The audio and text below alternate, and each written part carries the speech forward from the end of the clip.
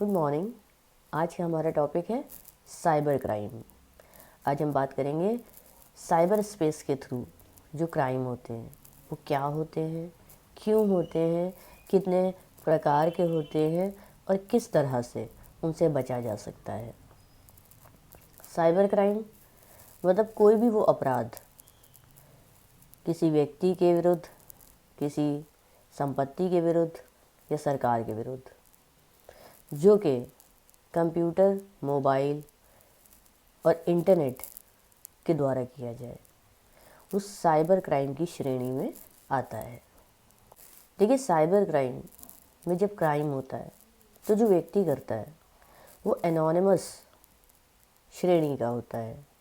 Anonymous मतलब जिसकी पहचान व्यक्त नहीं है, जिसकी पहचान छुपी हुई है।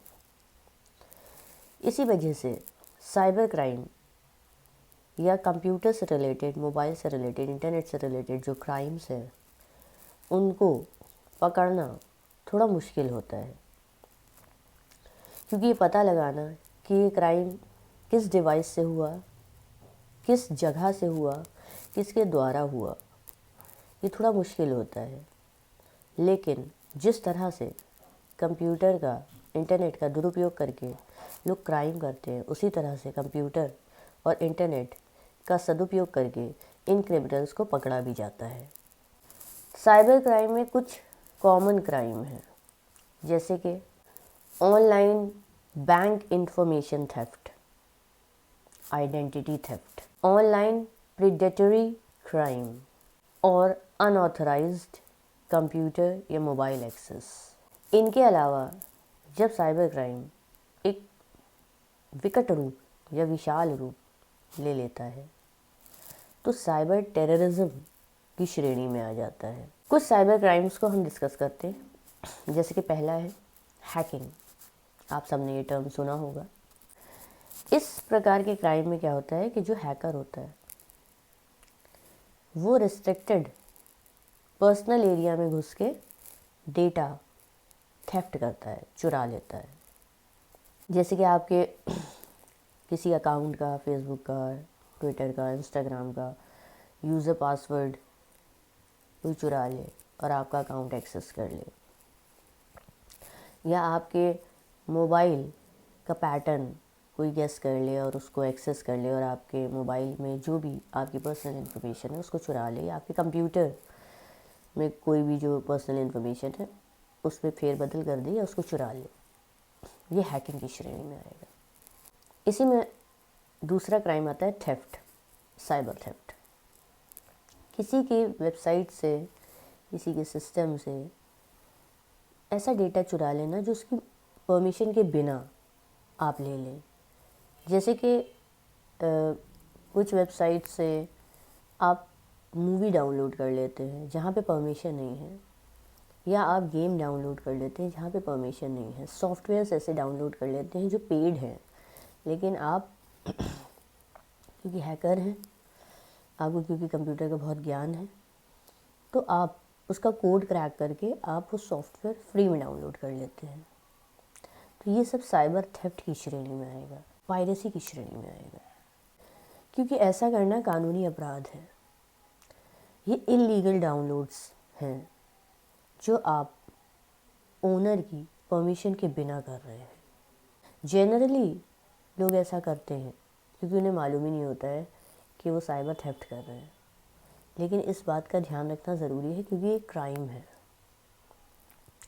नेक्स्ट आता है साइबर स्टॉकिंग। साइबर स्टॉकिंग का मतलब ये है कि आप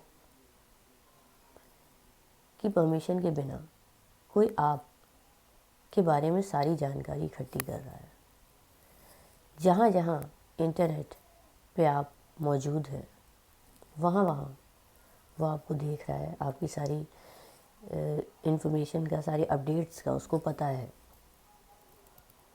ये उसी तरह से है जैसे कि मान लीजिए आप सड़क पे जा रहे हैं और कोई आपका पीछा कर रहा है। आप कहीं भी जा रहे हैं, आपको ऐसा एहसास हो रहा है कि somebody is following me, लेकिन आप उसे देख नहीं पा रहे क्योंकि वो छुपा हुआ है। लेकिन आपको ये एहसास है कि somebody is following me, किसी को मालूम है कि मैं किस वक्त कहाँ हूँ, कोई मुझ पर नज़र रखे। वही चीज़ साइबर स्टॉकिंग पे है। आप नेट स्पेस पे, इंटरनेट की स्पेस पे जहाँ जहाँ पे हैं, वहाँ वहाँ पे कोई आपको सीक्रेटली फॉलो कर रहा है, ये साइबर स्टॉकिंग है। साइबर स्टॉकिंग का नुकसान ये है कि जो स्टॉकर है, अगर उसका इंटेंशन अच्छा नहीं है, मलिशियस है, तो वो आपको नेट स्पेस पे सब जगह फॉलो करेगा और आपकी इस तरह की इन्फॉर्मेशन का पता लगा लेगा जो आपकी बहुत पर्सनल है, और हो सकता है कि उसके बिहाफ में वो आपको ब्लैकमेल करे। तो साइबर स्टॉकिंग का ये नुकसान है। नेक्स्ट आता है आइडेंटिटी थेफ्ट। आइडेंटिटी थेफ्ट में क्या है कि आपकी आइडेंटिटी पे कुछ काम करे जबकि आपने नहीं करा है, दूसरे ने करा है। जैसे कि मान लीजिए, एग्जाम्पल के तौर पे लीजिए, आपका ड्राइविंग लाइसेंस कोई चुरा ले और फिर वो उस ड्राइविंग लाइसेंस को यूज़ करके रैश ड्राइविंग करे, किसी का एक्सीडेंट कर दे और फिर वहाँ मौके पे आपका ड्राइविंग लाइसेंस पाया जाए, तो पुलिस तो आपको ही पकड़ेगी ना। बस उसी तरह से आइडेंटिटी थेफ्ट भी होती है। जैसे कि मान लीजिए किसी ने आपके, अक्सर आजकल आप ये देखते हैं कि किसी ने फेसबुक अकाउंट हैक कर लिया और मैसेंजर के थ्रू आपके जानने वाले लोगों को वो मैसेज कर रहा है कि मुझे कुछ पैसे की ज़रूरत है, मुझे गूगल पे के थ्रू ये पैसे ट्रांसफ़र कर दो। तो आपके जो जानने वाले हैं वो अगर आपके बड़े हमदर्द हैं तो वो जल्दी से पैसा ट्रांसफ़र कर देते हैं। बाद में पता चलता है कि आप तो थे ही नहीं, आपने तो मांगा ही नहीं, वो तो कोई और था जो आपकी आइडेंटिटी यूज़ करके लोगों से पैसे मांग रहा था।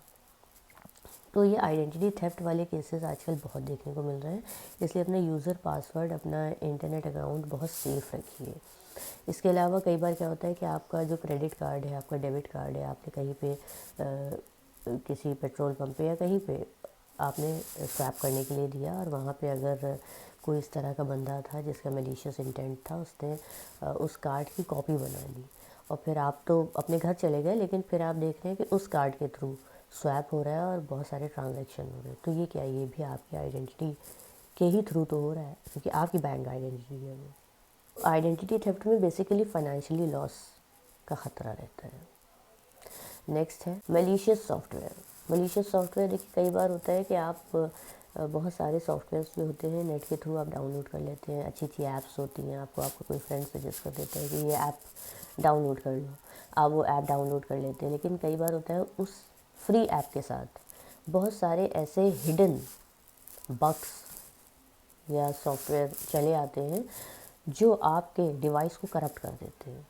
आपके डिवाइस में वायरस आ जाता है, आपका डिवाइस स्लो हो जाता है, आपके डिवाइस में कुछ हिडन बग आ जाता है जो आपकी सारी जानकारी आपके डिवाइस की कहीं और पहुंचा रहा होता है।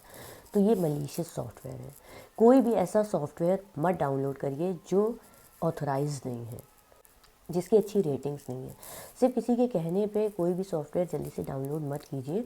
और उस सॉफ्टवेयर के साथ आप देखते हैं कि टर्म्स एंड कंडीशंस और एक्सेस पे टिक करने का एक ऑप्शन आता है, फिर वो डाउनलोड होता है। आप क्या करते हैं, जल्दी जल्दी सारी चीज़ों का एक्सेस उसको दे देते हैं। आपने अपने कैमरे का भी एक्सेस दे दिया, आपने अपनी फ़ोन बुक का भी एक्सेस दे दिया, आपने अपने माइक्रोफोन का भी एक्सेस दे दिया, लेकिन आप ये नहीं देखते हैं कि इन एक्सेस के थ्रू वो आपके डिवाइस का कितना मिसयूज़ कर सकता है वो पर्टिकुलर सॉफ्टवेयर, क्योंकि उन सॉफ्टवेयर्स में कुछ बग्स होते हैं। तो मैलिशियस सॉफ्टवेयर्स डाउनलोड करने से बचें। ये आपके डिवाइस को करप्ट करेंगे, साथ में आपकी आइडेंटिटी भी थेफ्ट कर सकते हैं और आपको बहुत ऑनलाइन फ्रॉड का शिकार होना पड़ सकता है। चाइल्ड पोर्नोग्राफी एंड अब्यूज़, बच्चों से रिलेटेड कम उम्र, मतलब 18 से कम उम्र के जो टीन्स हैं या जो किशोर हैं, उनके साथ चाइल्ड पोर्नोग्राफी और अब्यूज़ से रिलेटेड इंसिडेंट भी इंटरनेट पे बहुत घटते हैं। कई बार ये देखा गया है कि बच्चों की एडिटेड गंदी पिक्चर्स के थ्रू उनको ब्लैकमेल करा जाता है, उनके गंदे वीडियोस उनकी जानकारी के बगैर शूट कर लिए जाते हैं और उनके थ्रू उनको ब्लैकमेल करा जाता है। बच्चों को अब्यूज़ करा जाता है, उनको बॉडी शेमिंग के थ्रू भी अब्यूज़ कर सकते हैं, उनको किसी आधार पर धमकी देके उनसे कुछ फ़ायदा निकलवाना हो, ये सब नेट के थ्रू बहुत होता है। तो ये बहुत ज़रूरी है कि जब बच्चे इंटरनेट को यूज़ करें तो कोई बड़ा उनको जो है मॉनिटर करे, देखे कि वो कहाँ कहाँ किन किन एक्टिविटीज़ में वो जा रहे हैं, क्योंकि जो बच्चे होते हैं उनको ज़्यादा अक्ल नहीं होती है, और जो ये क्रिमिनल्स होते हैं, साइबर क्रिमिनल्स, वो ज़्यादातर बच्चों को अपना शिकार बनाते हैं, क्योंकि नेट पे बच्चे बहुत तादाद में इस वक्त मौजूद हैं और वो उनको अपना शिकार बनाते हैं और चाइल्ड पोर्नोग्राफी और अब्यूज़ के जाल में उनको फंसा लेते हैं। तो ये बहुत ज़रूरी है कि जो बड़े हैं वो ये मॉनिटर करते रहें टाइम टू टाइम कि बच्चे किन किन ऐप्स पे जा रहे हैं, किन किन इंटरनेट एक्टिविटीज़ में वो जा रहे हैं, ताकि वो उन पे वॉच रखें, उनको सेफ़ रखें।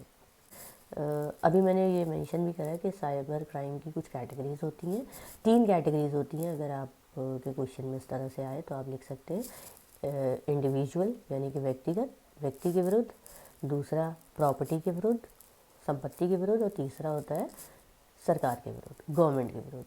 तो इन 3 कैटेगरी में साइबर क्राइम घटित होता है।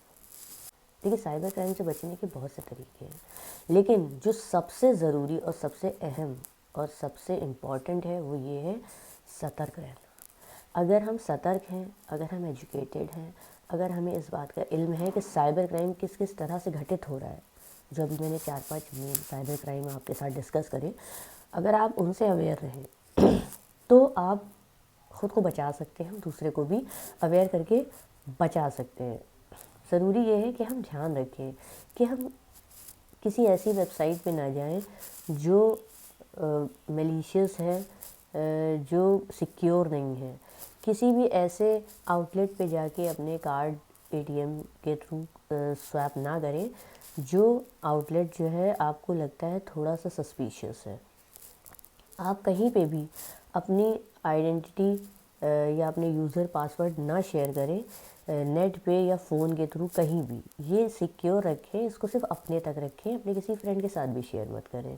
और अपना डिवाइस कहीं भी ओपन करके ऐसे मत छोड़ दें, क्योंकि कई बार होता है आपके डिवाइस में बहुत सारी ऐसी आपकी प्राइवेट इन्फॉर्मेशन होती है जो आपने सिर्फ अपने लिए रखी होती है, और अगर वो किसी और के हाथ लग गई तो वो आपको उसके बिहाफ पर ब्लैकमेल कर सकता है। और बच्चों को, ख़ासकर छोटी उम्र के बच्चों को, अगर वो नेट यूज़ कर रहे हैं, जनरली आप देखते हैं कि आज के टाइम पे हर छोटा बच्चा नेट यूज़ कर ही रहा है, क्योंकि जब से ऑनलाइन स्कूलिंग वगैरह हुई है। तो आप एक बार उस पर वॉच रखें कि किन किन एप्लीकेशंस पे वो जा रहा है। चलते फिरते एक नज़र डाल लें कि बच्चा क्या कर रहा है, और अगर बच्चे के बिहेवियर में कुछ बदलाव आपको लगता है तो आप उससे पूछें, आप जानने की कोशिश करें कि क्या बात है, क्योंकि बच्चे अपनी प्रॉब्लम बताते नहीं हैं, वो अंदर ही अंदर उसको रखते हैं, अंदर ही अंदर उसमें घुटते रहते हैं। तो ज़रूरी है कि अगर आप बच्चे के बिहेवियर पैटर्न में कुछ चेंजेस देख रहे हैं तो आप उससे बात करें, आप उसको कॉन्फिडेंस में लें और उसको ये यकीन दिलाएं कि अगर उसको कोई प्रॉब्लम है तो you are there to help. तो इस तरह से ये जो मेन बेसिक साइबर क्राइम्स हैं, इनसे बचा जा सकता है, इनसे आप ख़ुद को बचा सकते हैं, अपने अपनों को बचा सकते हैं। साइबर क्राइम को कैसे आगे रोका जाए और क्या क्या इसमें स्टेप्स हम कर सकते हैं, ये हम अगले वीडियो में डिस्कस करेंगे। अब कोई भी आपको क्वेश्चन हो साइबर क्राइम में जो आज हम लोग ने डिस्कस करा है उससे रिलेटेड, तो आप अपना क्वेश्चन जो है कमेंट में लिखिए, मैं उसका जवाब दूंगी। आप डायरेक्ट भी मुझको मैसेज करके आप मुझसे कोई भी क्वेरी कर सकते हैं टॉपिक से रिलेटेड। Thank you.